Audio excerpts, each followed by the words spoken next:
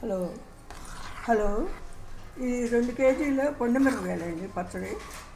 2 కేజీలకి కేజీకి కారం గల కాయలు అనమాట. ఇవి చాలా ఘాటుగా ఉన్నాయి. అందుకని 400 గ్రాములు చింతపండు, కేజీకి 400 చొప్పున 2 కేజీలకి 800 గ్రాముల చింతపండు వేసానండి. అయినా కమ్మగా ఉంటుంది.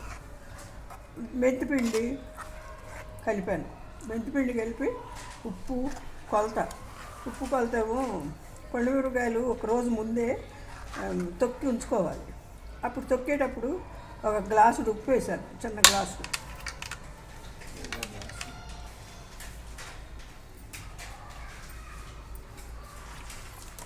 ఈ గ్లాసు కళ్ళుప్పు వేసా ఫస్ట్, ఊరటానికి నీరు వస్తుందని.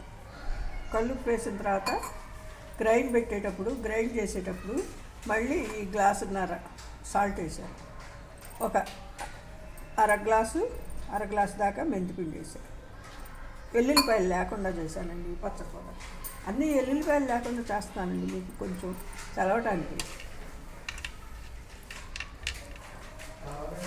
నూనె 30 కేజీ పట్టిందండి. 30 కేజీ నూనె పట్టింది. ఇంకా కావాలంటే వేసుకోండి. ఎక్కువ నూనె ఉన్నా కూడా నిల్వ ఉన్న కొద్దికి కొంచెం వాసన వస్తుంది. నూనె కొంచెం చూసి వేసుకోవటం మంచిది.